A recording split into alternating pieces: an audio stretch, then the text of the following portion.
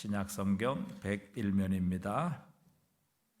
신약성경 101면 누가복음 7장 11절로 17절 말씀입니다.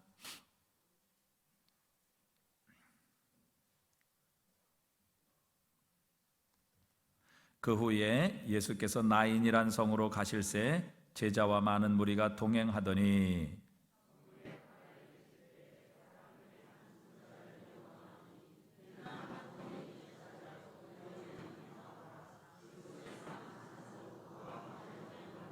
주께서 과부를 보시고 불쌍히 여기사 울지 말라 하시고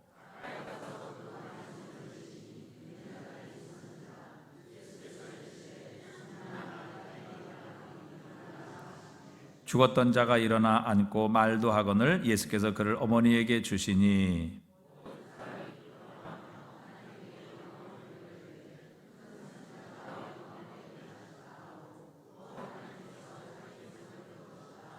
함께 읽습니다. 예수께 대한 이 소문이 온 유대와 사방에 두루 퍼지니라. 아멘. 그 연구에 의하면 우리가 경험할 수 있는 감정은 약 6,000개에서 34,000개 정도 된다고 합니다. 내가 주로 느끼는 감정은 어떤 것입니까? 여러분은 지금 이 순간 어떤 감정을 느끼고 계십니까? 여러분 지금 어떤 감정을 느끼고 계세요?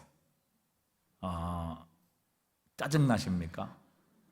아니면 분노하십니까? 아니면 기쁨이 넘치십니까? 아니면 만족하십니까? 네? 만족하셔요? 네. 또 뭐 다른 감정 느끼시는 분 안 계신가요? 네? 네? 기쁨이 넘치셔요.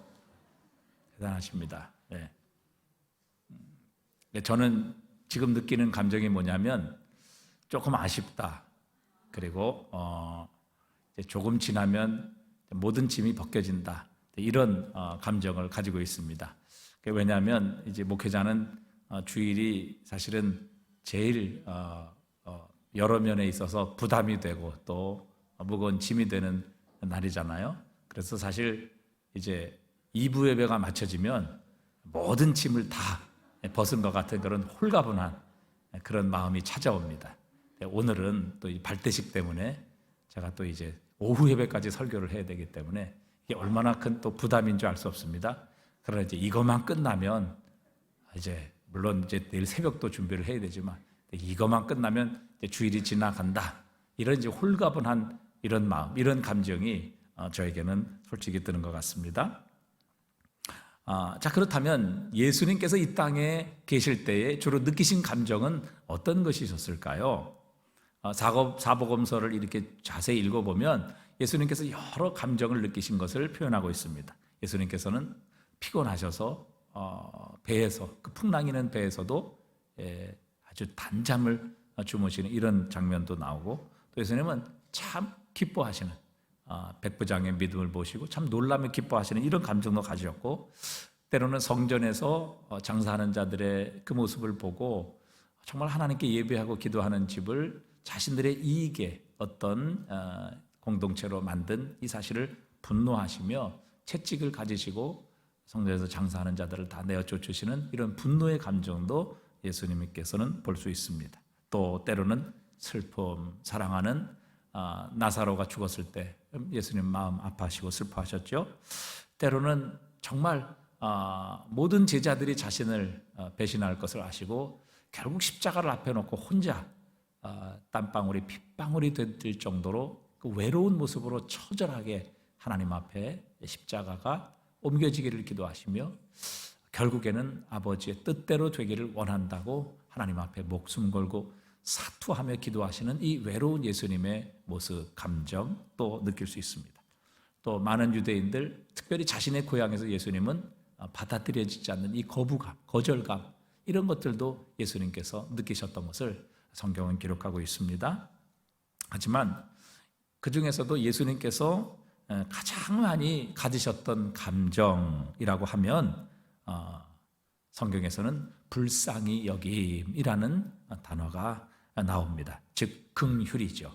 영어로는 compassion이라고 이렇게 표현할 수 있습니다. compassion, 긍휼, 불쌍히 여김.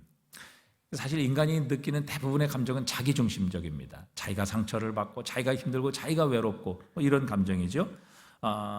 그러나 예수님의 주된 감정은 다른 사람의 모습을 보시고 느끼시는 그런 감정이셨습니다. 그런데 예수님께서 이 느끼신 불쌍히 여기심, 긍휼히 여기심의 이 모든 상황들을 잘 조사해 보면 예수님께서는 단지 그냥 긍휼히 여기시고 불쌍히 여기시는 이런 감정으로 끝나지 않았다는 사실입니다. 이 감정, 불쌍히 여기시고 긍휼히 여기신 이 감정 뒤에는 반드시 한 가지 접속사가 나타나게 됩니다. 그러니까 예수님께서 불쌍히 여기셨다, 긍휼히 여기셨다, 이런 감정으로 끝나는 것이 아니라 바로 그 뒤에 어떤 분명한 역사가 일어난다는 것이죠. 자, 마태복음 20장에 보면 예수님께서 지나간다는 소식을 듣고 맹인 두 사람이 주여 우리를 불쌍히 여기소서 다윗의 자손이여 이렇게 부르짖었습니다. 그때 많은 무리들이 이 두 맹인을 꾸짖었지만 그러나 예수님께서는 이들을 불쌍히 여기십니다. 마태복음 20장 34절에 보니까 예수께서 어떻게 여기셨어요? 불쌍히 여기사. 그런데 그것으로 끝나지 않았습니다. 불쌍히 여기사. 그리고 그들의 눈을 만지시니 곧 보게 되어 그들이 예수를 따르니라. 그러니까 불쌍히 여기시는 감정으로 끝난 것이 아니라 주님께서는 가셔서 그들의 눈을 만져주십니다. 그리고 그들의 이 소경된 눈을 고쳐주셨죠. 또 마가복음 1장에도 보면 예수님께서 온 갈릴리에 다니시며 전도하시고 귀신을 쫓아내셨는데 한 나병 환자가 예수님께 무릎을 꿇고 간구합니다. 주님, 원하시면 저를 깨끗게 하실 수 있나이다. 겸손히 예수님 앞에 무릎을 꿇고 예수님의 은혜를 간구합니다. 이때 마가복음 1장 41절에 보니까 이렇게 말씀하십니다. 예수께서 불쌍히 여기사. 여기서 끝난 것이 아니죠. 예수님께서 불쌍히 여기사 그리고 손을 내밀어 그에게 대시며 이르시되 내가 원하노니 깨끗함을 받으라 하시니 곧 나병이 그 사람에게서 떠나고 깨끗하여 진지라. 나병은 전염성이 있는 병이죠. 그렇기 때문에 격리합니다. 예수님께서 이 나병 환자가 무릎 꿇고 예수님 앞에 주님께서 원하시면 이 나병에서 저를 깨끗게 하실 수 있습니다. 이 저주받은 병. 그래서 가족들에게도 버림받고 모든 공동체에서도 버림받아 쫓겨나 홀로 외로이 격리돼야 되는 이 바로 나병에서 우리 주님 원하신다면 저를 고쳐주실 수 있습니다. 이렇게 주님 앞에 무릎 꿇고 간구하는 나병 환자에게 주님은 불쌍히 여기셨습니다. 그 처지와 그 형편 그리고 그 고통, 그래서 불쌍히 여기셨는데 그것으로 끝낸 것이 아니라 손을 내밀어 그에게 대시며 이르시되 내가 원하노니 깨끗함을 받아라 이렇게 선언하셨습니다. 결국 이 나병 환자는 주님에 의해서 깨끗함을 받고 떠나가게 되지요. 이렇게 주님께서는 그저 불쌍히 여기시는, 긍휼히 여기시는 감정으로 끝난 것이 아니라 그 긍휼히 여기신 이후에 그리고 주님에는 분명한 주님께서는 행동이 따르고 또 그분의 손길이 따랐으며 또 그분의 능력이 나갔다는 것을 성경은 갖춰주고 있습니다. 자, 마가복음 6장에도 보면 이렇게 말씀하십니다. 마가복음 6장 34절입니다. 함께 읽어봅니다. 예수께서 나오사 큰 무리를 보시고 그 목자 없는 양 같음으로 인하여 불쌍히 여기사 이에 여러 가지로 가르치시더라. 자, 이 사람들을 보시고 목자 없는 양 같음을 인하여 불쌍히 여기셨어요. 그래서 저들을 인도할 자도 없고 저들을 보호할 자도 없고 저들을 먹일 자도 없는 정말 목자를 잃은 양 같은 그들을 보시고 그냥 불쌍히 여기신 것으로 아니라 그저 참 불쌍하다, 어떻게 하나 이렇게 끝난 것이 아니라 이에 여러 가지로 가르치시더라. 그저 불쌍히 여기시는 감정으로 끝난 것이 아니라 그들에게 구체적인 천국 복음을 전파하심으로 어떻게 길을 찾을 수 있으며 어디로 가야 할지를 주님께서 친히 목자가 되셔서 그들을 먹이시고 그들을 가르치십니다. 그러니까 예수님께서 이렇게 불쌍히 여기신 감정 뒤에는 언제나 행동이 따랐고 또 그로 인해 놀라운 이야기들이 탄생하게 되었습니다. 예수님의 삶에 있어서 다른 사람을 보고 불쌍히 여기신다, 긍휼히 여기신다는 것은 그저 단순한 감정이 아니었다는 것입니다. 긍휼은 누군가에게 애처롭게 여기는 것에서 더 나아가 예수님은 육체적인 반응을 이끌어낼 만큼 강력한 감정이었음을 우리에게 분명히 보여주고 계시는 겁니다.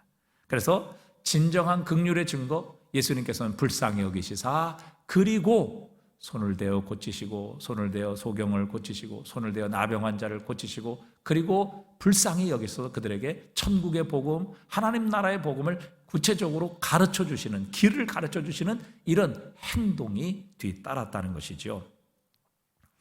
목양실에 앉아 있다 보면 하루에도 수십 번씩 이제 사이렌 소리를 듣습니다. 119 구급차가 여기 이제 대로고 또 여기 이제 병원들이 많이 있기 때문에 낮이고 밤이고 119 구급차가 사이렌 소리를 울리면서 이제 지나가는 그런 소리를 하루에도 몇십 번씩 듣습니다. 그런데 하도 많이 들으니까 이제는 좀 담담한 것 같습니다. 누가 또 이제 가시는구나, 또 아니면 누가 또 위급한 상황을 당했구나, 이런 단순한 감정만 드는 것입니다. 그런데 만약 그 사이렌 소리가 제 아들이나 딸이 위급한 상황에 처해서 119에 실려가는 소리라는 것을 제가 알았다고 하면 과연 어떤 반응을 보이겠느냐 하는 것입니다. 또 사이렌 소리가 우네, 또 누가 다쳤나 보네, 누가 또 병원에 실려가나 보네, 이런 단순한 감정으로 끝나겠느냐 하는 것입니다. 아마 그 사이렌 소리를 듣고 저는 제 가슴이 찢어질 것이고 당장 구급차가 달려가는 곳으로 함께 따라가서 정말 이 아이의 상태가 어떤가, 또 이 아이에게 어떤 조치가 필요한가, 수단과 방법을 가리지 아니하고 이 아이를 살리고 고치기 위해서 아마 행동하게 될 것입니다. 우리 예수님께서 보여주신 것이 바로 이런 종류의 긍휼이었죠. 그분이 불쌍히 여기신 모든 사람들을 주님께서는 그분의 딸, 그분의 아들의 고통처럼 여기셨던 것입니다.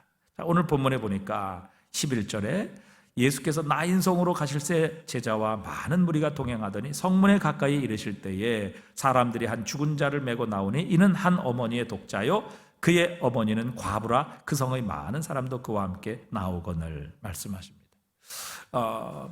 오늘 우리가 이 길거리에 시체를 메고 가는 이런 행렬을 본다면 우리는 굉장히 신기한 눈으로 쳐다보게 될 것입니다. 그러나 사실 옛날에는 이런 일들이 참 자주 있었습니다. 동네에서 시신을 메고 가는 것, 또 장례 행렬도 동네 길을 지나는 이런 일들이 참 많았죠.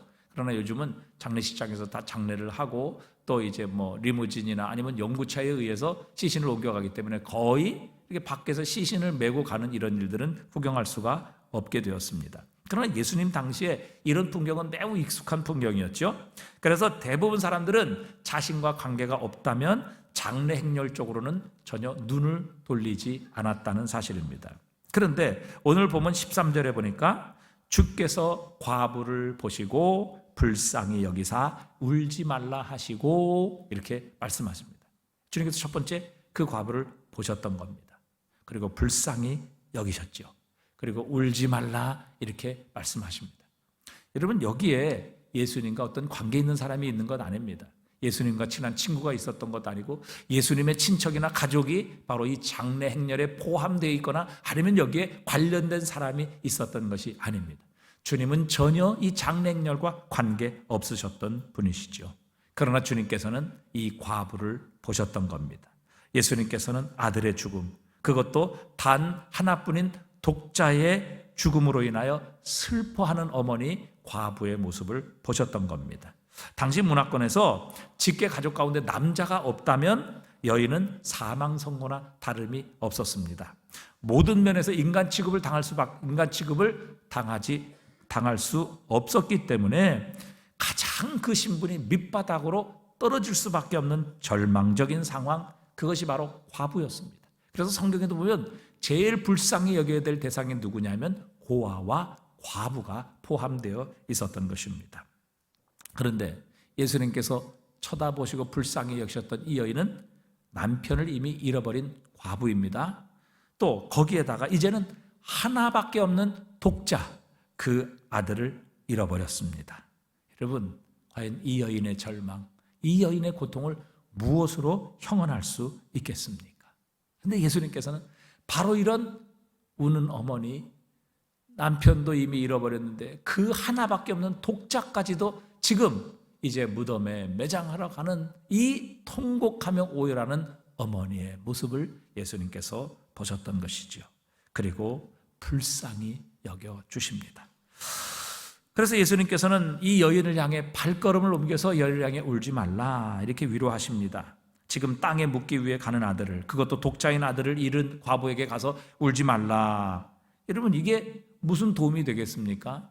이게 무슨 위로가 되겠습니까? 더군다나 알지도 못하는 분이 오셔서 울지 말라 이렇게 말씀하시는 게 과연 무슨 도움이 되겠습니까? 하지만 여러분, 사람이 울지 말라라고 말하는 것과 예수님께서 울지 말라라고 말하는 것은 분명히 차원이 다른 것입니다. 예수님께서 울지 말라 이렇게 말씀하신 것은 예수님께서 어떤 행동을 하실지 이미 예수님께서 결심하고 계셨기 때문이지요.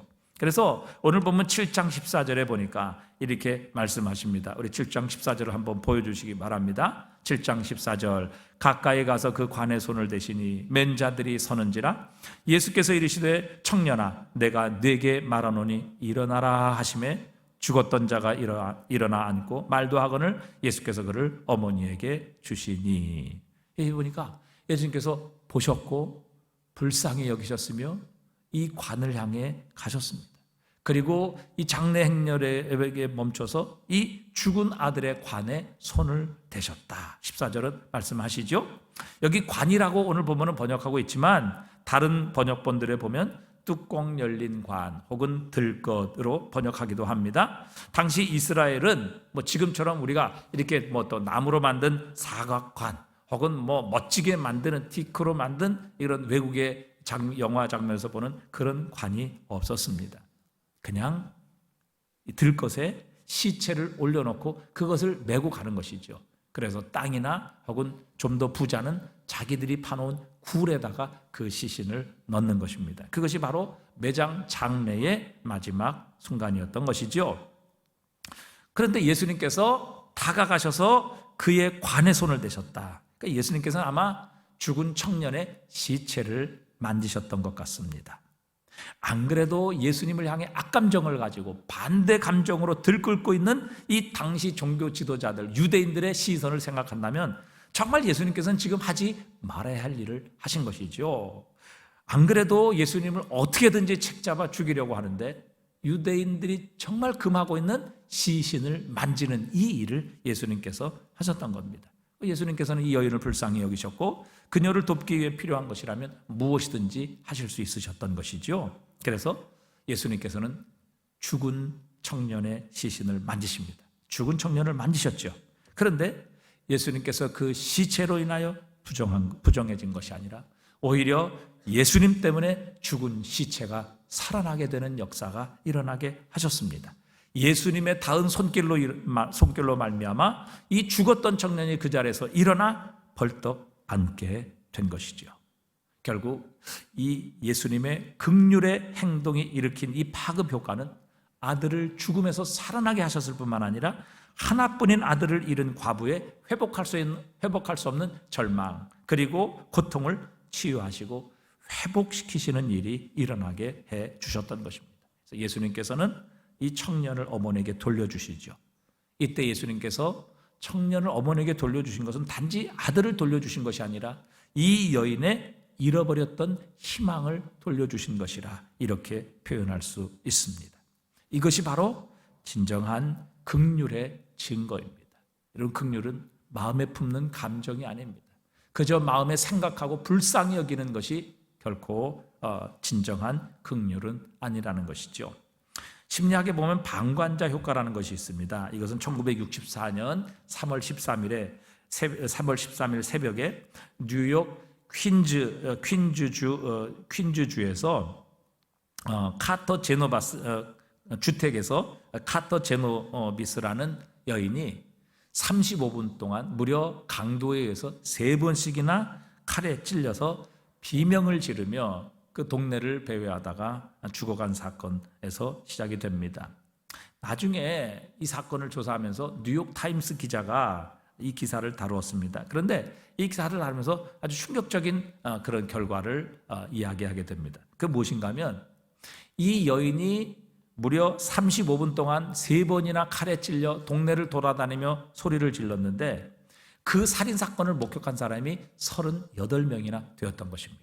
그런데 그 38명 중에서 한 명도 경찰에 신고한 사람이 없었던 겁니다. 그래서 나중에 이 뉴욕타임스의 편집장인 로렌탈이라는 사람이 38명의 증인들이라는 책을 쓰기도 했습니다. 그러니까 많은 사람들이 행동의 위험을 회피한 채 단지 걱정해 준다는 사실에 우리의 뿌듯함을 느낀다. 그것을 방관자 효과라 이렇게 부르는 것입니다. 이 방관자 효과에 아주 끔찍한 사례가 하나 있습니다. 사진작가 케빈 카터의 이야기입니다. 그런 아프리카 사하라 사막 남쪽에서 벌어지는 인간 고통을 포착한 한 장의 사진으로 유명합니다. 그 사진의 제목이 뭐냐면 굶주린 소녀와 독수리라는 그런 사진입니다. 여러분이 지금 보시는 건데 저 어린 소녀는 아프리카의 수단의 소녀입니다. 너무 굶주리고 배고팠죠. 저 가슴에 갈비뼈가 다 나올 정도로 정말 저 어린 소녀, 어린 아이가 굶주림에 지쳐서 지금 홀로 음식을 나누어주는 구호소로 기어가고 있는 중입니다. 그런데 그 사진의 배경에는 여러분이 보시듯이 아이가 죽어가기만을 기다리는 독수리가 기다리는 것을 보게 됩니다. 그래서 이 카터라는 사람이 더 좋은 사진을 찍기 위해서 이 장면을 계속 기다립니다. 그리고 독수리가 날개를 쳐서 저 아이를 잡아 먹을 그때가 언제인가, 그 찰나를 포착하기 위해서 20분 동안을 기다린 것이죠. 그런데 끝내 독수리가 날개를 펴지 않았습니다. 그래서 그냥 저 모습 그대로 사진을 찍습니다. 그리고 이 카터라는 사람이 이 사진을 찍은 후에 저 소녀를 그냥 두고 갔다는 것입니다.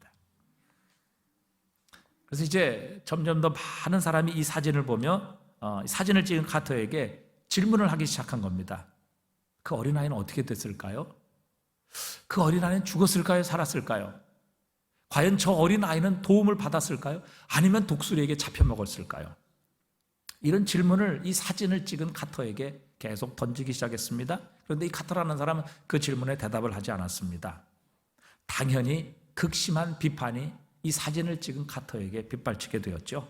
카터는 사람들이 정말 그 아프리카 수단, 그 열악한 지역의 상황을 몰라서 하는 말이다. 이렇게 그는 생각을 했습니다. 그것은 너무 고통과 굶주림이 사방에 가득한 곳이기 때문에 자신이 사진 속에 이 한 소녀를 도울 수 있을지 몰라도 그런 소녀가 그 아프리카 수단에는 수만이라는 것입니다. 그래서 그는 사진만 찍고 아무런 조치도 취하지 않았던 것이죠.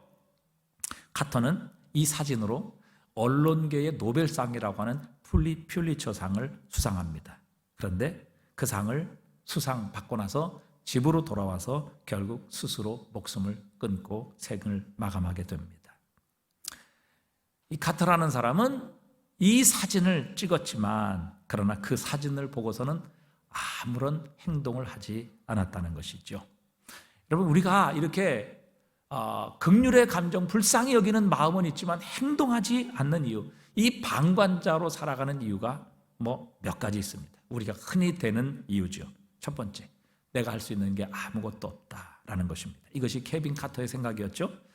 힘든 아이들이 너무 많아서 내가 이 소녀 하나 도와준다고 해서 세상이 결코 바뀌는 것이 아니라는 것이죠. 그래서 오늘 이 케빈 카터처럼 내가 이거 해갖고 세상이 바뀌겠는가? 내가 이거 하다고 세상이 구원받겠는가? 이런 내가 할 수 있는 게 아무것도 없다. 내가 해봐야 아무 소용없다. 이런 생각으로 우리는 그저 방관자로 살아간다는 것이죠. 그 다음에 두 번째는 나 말고도 할 사람이 많다라는 것입니다.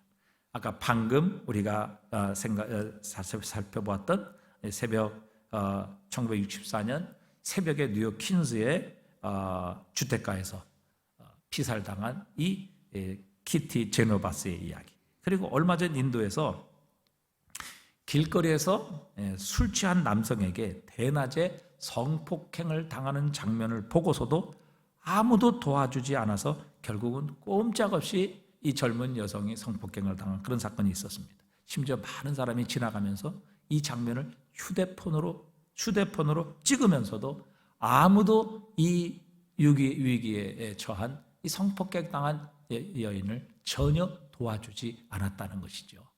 이런 일이 지금 우리 백주대낮에 벌어지고 있습니다. 필리핀에서는요, 얼마 전에 뺑소니로 할아버지가 자동차에 치였는데 아무도 그를 도와주거나 그를 신고하는 사람이 없었습니다. 그래서 결국 그 할아버지는 길거리에서 숨을 거두게 되었죠. 여러분, 왜 이런 일이 일어납니까? 아까 38명의 증인이 있었지만 아무도 신고하지 않았습니다. 왜 이런 일들이 우리 주변에 일어날까요? 그 이유 중에 하나는 다른 누군가가 할 것이다. 다른 누군가가 신고할 것이고, 다른 누군가가 도와줄 것이다. 다른 누군가가 가난한 아이를 도와줄 것이고, 다른 누군가가 복음을 전하고, 다른 누군가가 이 전도하고 이 일을 할 것이다. 우리가 행동하지 않고 방관자로 살아가는 바로 이유 중에 하나입니다. 마지막, 여러분, 이런 이유는 우리가 사실은 고백하지 않습니다. 자신도 인정하지 않는 이유이죠. 그 이유가 무엇입니까?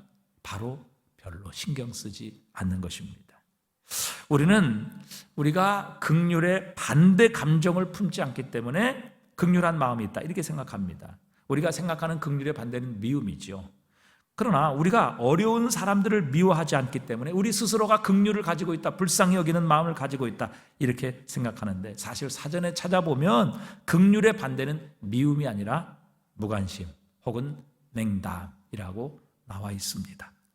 긍휼의 반대는 죽어가는 사람들, 아파하는 사람들을 보고 고개를 돌려 외면하는 것이죠. 긍휼은 팔을 활짝 펴고 우리가 다가가는 것이라면, 불쌍한 사람을 향해 우리가 달려가는 것이라면, 긍휼의 반대는 주먹을 꽉 쥐고 상대를 때리는 것이 아니라 손을 호주머니에 넣고 어깨를 으쓱하면서도 몸을 돌려 그 자리를 떠나면서 이건 내 문제가 아니야, 이렇게 혼잣말로 이야기하는 것이라, 이렇게 말씀드릴 수 있습니다.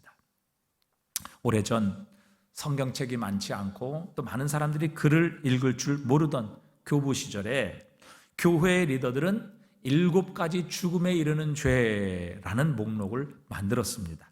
물론 이 7가지 죽음에 이르는 죄라는 것은 성경에 나오지 않습니다.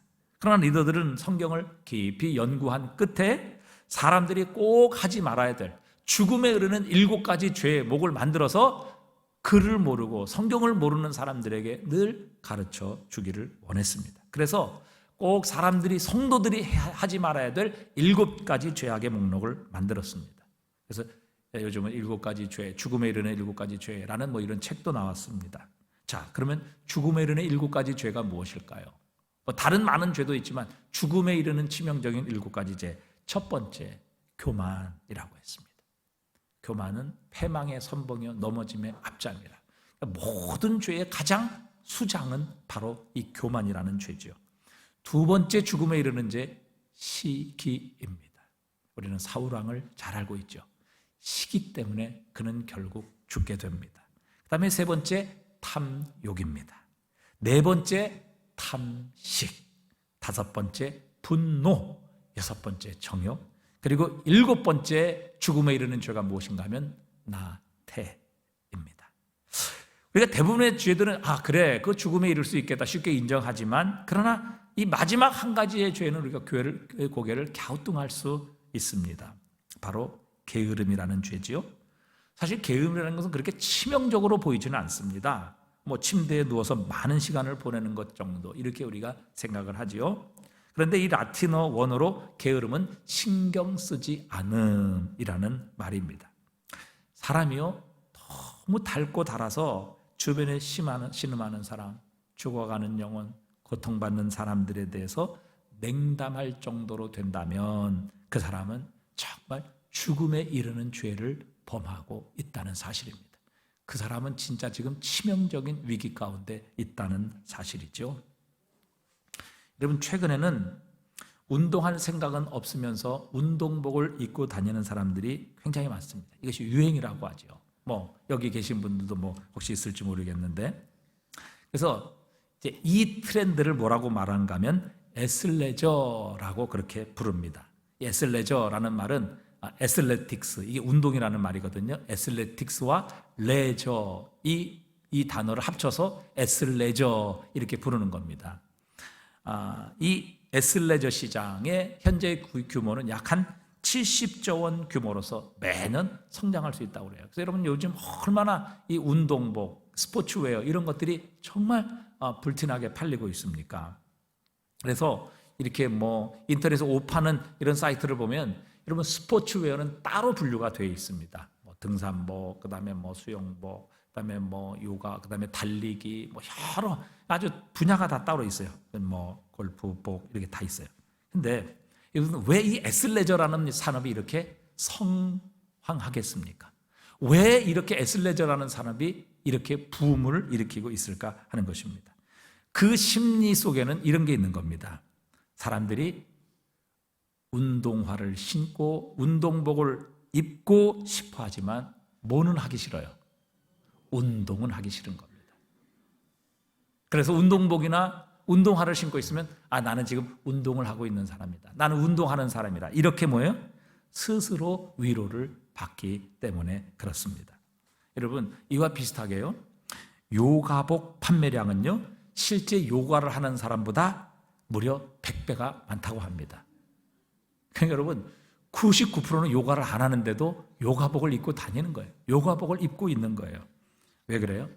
뭐 그 옷이 편해서이기도 하지만 사실은 운동하는 것은 싫지만 그러나 운동복은 그것을 통해서 우리가 운동하고 있다는 것을 우리가 착각하게 만드는 것이죠.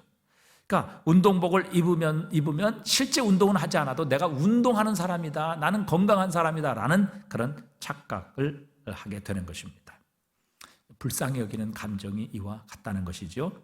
불쌍히 여기는 마음은 불쌍한 마음이 들게 하는 것은요, 하나님께서 우리에게 행동하라고 부르시는 겁니다. 예수님은 불쌍히 여기시고 돌아가신 적이 한 번도 없으십니다.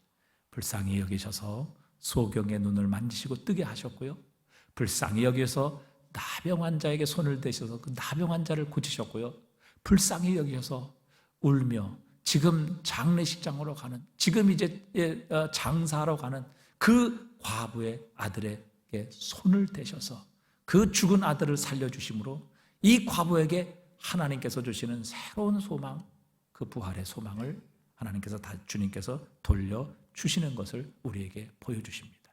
불쌍히 여기사, 그리고 손을 대셨고, 그리고 살려주셨고, 그리고 가르쳐주셨고, 그리고 그들을 하나님의 진리와 생명으로 인도하시는 예수 그리스도의 모습을 우리에게 보여주십니다. 그래서 여러분 우리가 진정 세상을 향한, 우리의 가족과 우리의 이웃을 향한 사랑과 불쌍히 여긴 긍휼의 감정을 가지고 있다면 여러분 이것을 우리가 마음으로 그냥 품고 있어서는 절대 안 된다는 것이죠. 여러분 그 마음만 가지고 결코 그 사람들은 구원받을 수 없습니다. 우리는 그분들이 예수를 믿지 않게 될 때 그들의 마지막 가야 될 것이 어떤 것인지를 잘 알고 있습니다. 분명히 알고 있습니다. 그럼에도 불구하고 그렇게 가기 때문에 불쌍하다, 긍휼히 여겨야 되겠다, 여러분 이렇게 생각한다면, 이런 생각이 든다면 주님께서는 우리에게 행동하라고 우리의 마음에 감동을 주시는 겁니다. 저도 이제 태신자를 정해놓고 또 날마다 기도하며 또 그들을 찾아가고 또 그들에게 전화도 하고 접촉도 하고 있습니다. 하도 귀찮게 구니까 저를 좀 싫어해요. 좀 제발 오지 않았으면. 어떤 날은 전화하면 전화도 안 받아요. 그리고 어떤 날은 이제 뭐 그분들을 어쨌든 교회로 오시기 위해서 제가 이제 무슨 그분들의 행사도 좀 참석을 하고 또 뭐 그분들이 오실 수 있도록 하여간 최선을 다해 행동하고 있습니다. 여러분 우리가 저 사람들을 꼭 구원해야 되겠다, 저 사람들을 예수 믿게 해야 되겠다, 여러분 이것은 우리가 해야 될 일이 아니죠. 예수 믿게 하시는 것은 주님의 영역입니다. 우리는 그분을 주님께로 데리고 오는 것, 주님의 복음을 듣게 하는 것, 그것이 우리의 영역입니다. 여러분 우리는 순종하면 돼요. 그 결과가 어떻게 됐든지 그 결과는 하나님께서 하시는 일이지 우리가 하는 일이 아니라는 것입니다.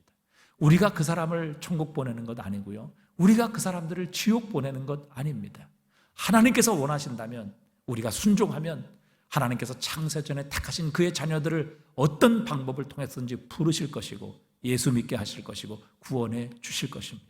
그러나 하나님의 뜻이 아니고 하나님의 자녀가 아니라면 우리가 어떤 방법을 통해서 그 사람을 구원한다 할지라도 결국에는 예수님을 영접하지 않을 것이며 예수님을 떠나가게 될 것입니다.